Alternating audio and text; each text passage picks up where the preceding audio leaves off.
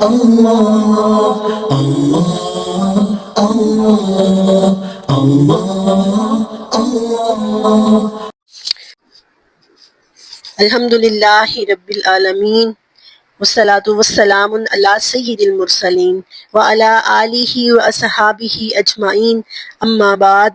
رب اشرح لی صدری ویسر لی امری واحلل عقدۃ من لسانی یفقہوا قولی، رب زدنی علما، رب یسر ولا تعسر وتمم بالخیر، اما بعد۔ السلام علیکم ورحمۃ اللہ وبرکاتہ۔ مارننگ وتھ قرآن کے سیگمنٹ 1 ورس 1 ڈے میں آج سورۃ البقرہ کی آیت نمبر 217 ہم سمجھیں گے۔ اس آیت کے پس منظر میں ایک واقعہ ہے، پہلے ہم اس واقعے کو سمجھ لیتے ہیں، پھر آیت کا ترجمہ کرتے ہوئے ہی ہمیں آیت کی سمجھ آ جائے گی۔ مکہ میں انتہائی دشوار زندگی گزارنے کے بعد جب رسول اللہ صلی اللہ علیہ وسلم مدینہ پہنچے، وہ اہل مکہ جنہوں نے 13 سال آپ صلی اللہ علیہ وسلم اور آپ کے صحابہ پر ظلم و ستم کی انتہا کر دی، پرسیکیوشن کیا، آپ کو کوئی مذہبی آزادی نہیں تھی، جبکہ اسلام ایک ایسا مذہب ہے جو کہ ریلیجس فریڈم دیتا ہے۔ اسلام کے سوا اور کوئی مذہب نہیں ہے جو لوگوں کو مذہبی آزادی دیتا ہو۔ آپ اسلام کی تاریخ اٹھا کر دیکھ لیں کہ کبھی بھی اسلام نے کسی انسان پر ظلم کیا ہو یا ظلم کرنے کے پیچھے یہ وجہ ہو کہ اسلام قبول کرو۔ ایون کہ صحابہ کرام اور علماء جو اولین تابعین ہیں، ہم ان کی سیرت دیکھیں نا تو ہمیں یہ چیز ملتی ہے کہ انہوں نے کبھی کسی کو یہ بھی نہیں کہا تھا کہ اسلام قبول کر لو، صرف اپنے حسن اخلاق سے، اپنی تعلیمات کے ذریعے متاثر کرنے کی کوشش ضرور کیا کرتے تھے۔ جبکہ ہم اپنے ارد گرد دیکھتے ہیں آج کے دور میں بھی کہ مسلمانوں پر صرف اس وجہ سے ظلم ہو رہا ہے کہ انہوں نے اسلام قبول کیا ہے، اور رسول اللہ صلی اللہ علیہ وسلم کے دور میں بھی 13 سال تک شدید ظلم و ستم کا مقابلہ کر رہے تھے صحابہ کرام، اور رسول اللہ صلی اللہ علیہ وسلم خود، ایون کہ ان کو اپنا گھر بار چھوڑنا پڑا۔ اس کے بعد اب جب مدینہ آئے ہیں، مدینہ میں ایک ریاست کی بنیاد رکھی ہے، تو 1 سال بعد ہی وہی اہل مکہ جو ہے وہ جنگ کرنے کے لیے آ گئے تھے۔ اب یہ 2 ہجری کا واقعہ ہے۔ آپ ذرا اس چیز کا اندازہ لگائیے کہ کفر جو ہے وہ اہل ایمان کی باتوں کا کس طرح سے، اگر ان سے کوئی غلطی ہو جاتی ہے تو اس کا کس طرح سے بتنگر بنایا جاتا ہے، اور خود جتنی مرضی ظلم و زیادتی کر لے، جو مرضی کرتے رہیں، اس کی کوئی جو ہے وہ کوئی بات ہی نہیں ہے، خود جو مرضی کر لیں۔ لیکن مسلمانوں سے ذرا سی کوئی غلطی ہوئی تو اس کا دیکھیں انہوں نے کیسے بتنگر بنایا، ایک چیز۔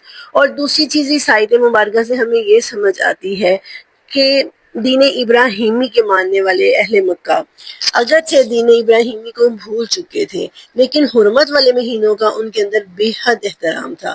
اس چیز میں میرے اور آپ کے لیے سبق ہے کہ ان دین کے اندر اتنی تحریفات کر چکے تھے، شرک کے انہوں نے بازار گرم کیے ہوئے تھے، لیکن اس سب کے باوجود حرمت والے مہینوں کا ان کے اندر بے حد احترام پایا جاتا تھا۔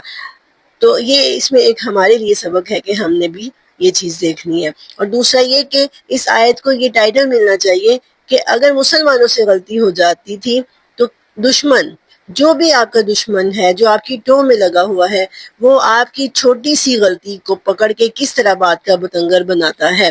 اسی لیے جب آپ ایک میدان میں اترے ہیں، جیسے آپ تبلیغ کا میدان ہے، جہاد کا میدان ہے، کوئی بھی میدان، مسلمان تو ہر وقت میدان جہاد میں ہوتا ہے نا، اپنے نفس کے خلاف جہاد کر رہا ہوتا ہے، تو آپ کو اس میدان میں غلطی کی گنجائش نہیں ہوتی۔ یعنی غلطی تو انسان سے ہو جاتی ہے، صحابہ کرام سے بھی ہوئی، لیکن پوری کوشش یہ ہونی چاہیے کہ غلطی نہ ہو، ورنہ آپ کے جو دشمن آپ کی ٹو میں بیٹھے ہوئے ہیں وہ بات کا بتنگڑ بنا لیں گے۔ 2 ہجری میں جمادی الثانی کے مہینے میں رسول اللہ صلی اللہ علیہ وسلم نے عبداللہ بن جحش ایک صحابی تھے، ان کی قیادت میں ایک چھوٹا سا قافلہ روانہ کیا وادی نخلا میں جو طائف کے پاس تھی، کہ وہاں پہ رک کے قریش کی نقل و حرکت کا جائزہ لینا ہے۔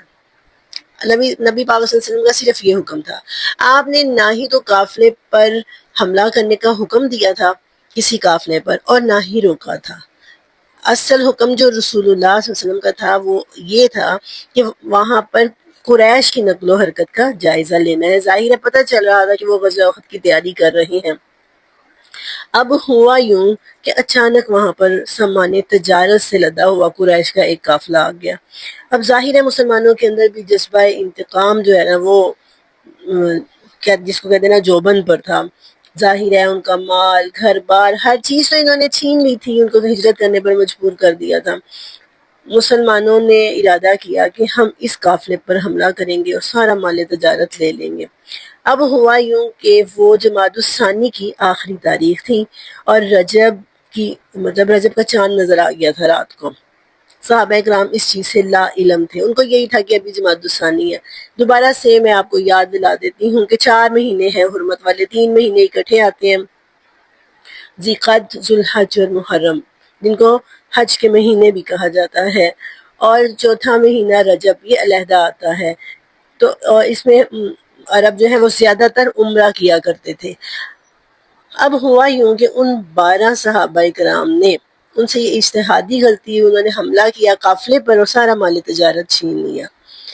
اب ان کی یہ غلطی جب رسول اللہ صلی اللہ علیہ وسلم کو پتہ چلی، آپ صلی اللہ علیہ وسلم نے کمپنسیٹ کیا، آپ نے مال تجارت واپس کیا، جو ان کا آدمی مرا تھا اس کی دیت دی، جو کچھ ہو سکتا تھا آپ صلی اللہ علیہ وسلم نے کیا۔ اب جو کچھ وہ 13 سال کرتے رہے تھے سب کچھ بھول بال کے بڑے بڑے سردار رسول اللہ صلی اللہ علیہ وسلم کے پاس آئے اور آ کر بڑی بڑی باتیں کرنے لگ گئے کہ آپ نے حرمت والے مہینوں کا احترام کیوں نہیں کیا، آپ کے صحابہ نے حرمت والے مہینوں کی توہین کی ہے۔ تو پھر اس آیت رسول اللہ صلی اللہ علیہ وسلم سے جو ہو سکا آپ نے کیا۔ اب اس آیت مبارکہ میں پھر اللہ تعالیٰ نے قریش کے ان اعتراضات کا جواب دیا ہے۔ آئیے دیکھتے ہیں آیت کا ترجمہ اور تفسیر، اور پھر آپ کو اللہ کے جواب کی، اللہ تعالیٰ نے جو اس اعتراض کا جواب دیا ہے وہ پھر آپ کو بڑی اچھی سی سمجھ آ جائے گی۔ اعوذ باللہ من الشیطان الرجیم، بسم اللہ الرحمن الرحیم۔ یسألونک عن الشہر الحرام قتال فیہ، یسألونک وہ آپ سے پوچھتے ہیں، وہ آپ سے سوال کرتے ہیں، عن الشہر الحرام حرمت والے مہینوں کے متعلق، قتال فیہ کہ ان میں قتال کرنا کیسا ہے۔ اب ایک تو پیچھے تھا نا کہ آپ سے حرمت والے مہینوں کے بارے میں پوچھتے ہیں، وہ پوچھنا اور تھا، یہ جو پوچھنا ہے نا یہ اس میں قتال فی ہے کہ ان میں قتال کرنا کیسا ہے۔ اب پیچھے بات چلی آ رہی تھی، ہم نے پہلے بھی حرمت والے مہینوں کے بارے میں پڑھا، پھر حج کے احکامات آ گئے جو کہ حرمت والے مہینوں میں ہوتا ہے، اس کے بعد پھر قتال کا حکم آیا، حج کے ساتھ ساتھ قتال کا حکم آیا کہ اگر یہ تم سے جہاد کریں، لڑائی کریں تو تم بھی کرو گے۔ اب اسی سے ریلیٹڈ یہ آیت آ گئی ہے کہ اے اللہ کے رسول یہ آپ سے سوال کرتے ہیں، سألا یسألو سے سوال کرنا، اور یسألون وہ سوال کرتے ہیں، وہ سب یعنی قریش مکہ کا آپ سے، کا کی ضمیر کس طرف لوٹ رہی ہے؟ رسول اللہ صلی اللہ علیہ وسلم کی طرف۔ یہ آپ سے سوال پوچھتے ہیں۔ آپ لوگوں نے آیت کا ترجمہ غور سے دیکھنا ہے، ترجمہ کرتے کرتے ہی ہم پوری آیت کو سمجھ لیں گے۔ عن الشہر الحرامی حرمت والے مہینوں کے متعلق یہ لوگ آپ سے پوچھتے ہیں، قتال فیہ ان میں قتال کرنا کیسا ہے۔ قل آپ فرما دیجئے، قتال فیہ کبیر ان میں قتال کرنا، ان میں لڑائی جھگڑا کرنا بہت بڑا ہے، یعنی اللہ کے نزدیک بھی گناہ ہے، ایک بڑی بات ہے۔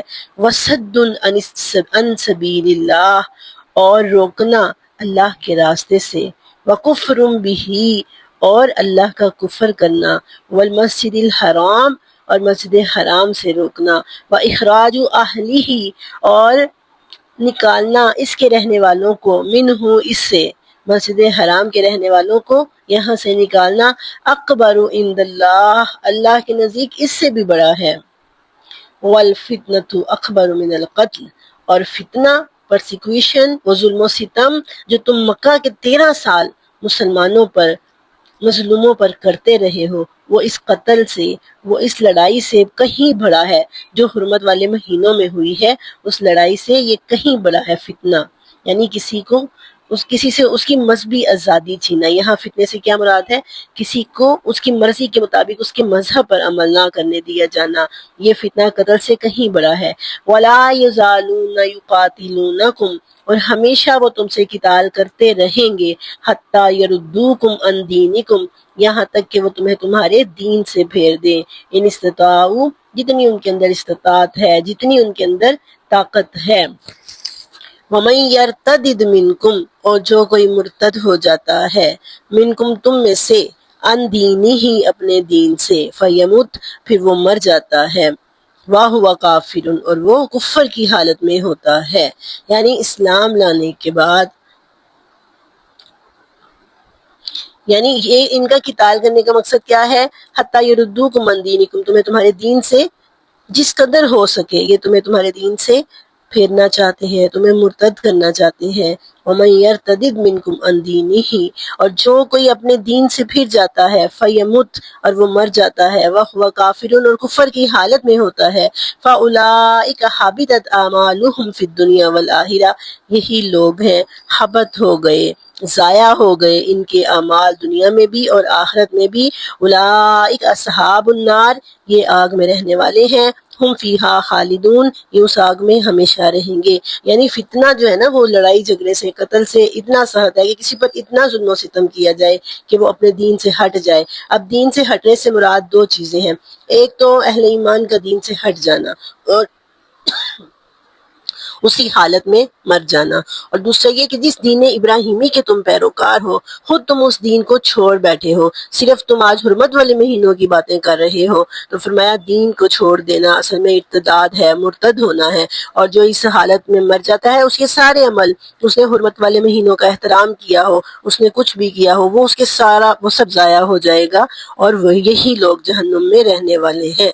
یعنی سمجھ کے آتی ہے اللہ تعالیٰ نے فرمایا کہ اتنی سی بات تھی، ان سے یہ غلطی ہوئی جو کہ ایک اجتہادی غلطی تھی، تو تم لوگوں نے بات کا بتنگڑ بنا لیا ہے. اور جو کچھ اتنے سالوں سے تم کر رہے ہو اور جو دین کو چھوڑ کر کفر کا رستہ تم نے اختیار کیا ہے، اصل میں یہ بڑا گناہ ہے. اور جو دین کو چھوڑ کر کفر کا رستہ اختیار کرے گا وہ اسی حالت میں مر جائے تو فَأُولَئِكَ أَصْحَابُ النَّارِ یہ لوگ جہنمی ہیں.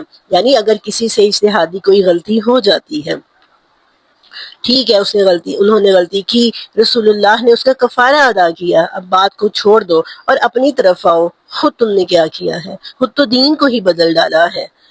تو فرمایا دین کو چھوڑ دینا اصل میں ارتداد ہے اور یہی بڑا گناہ ہے. اس آیت سے ہمیں یہی پتہ چلتا ہے کہ دشمن جو ہمارے پیچھے لگے ہوئے ہیں وہ ہماری چھوٹی چھوٹی غلطیوں کو اگنور نہیں کرتے، بڑھا چڑھا کر بیان کرتے ہیں. اسی لیے اللہ تعالیٰ کی طرف سے، ہم انسان ہیں، ہم سے غلطیاں ہو سکتی ہیں لیکن الرٹ رہنا چاہیے. اللہ سے دعا ہے کہ اللہ تعالیٰ ہمیں دین پر عمل پیرا ہونے کی توفیق عطا فرمائے، قرآن کو سمجھنے، اس کو سمجھانے اور اس پر عمل پیرا ہونے کی توفیق عطا فرمائے. آمین. وآخر دعوانا ان الحمد للہ رب العالمین وما علینا الا البلاغ المبین.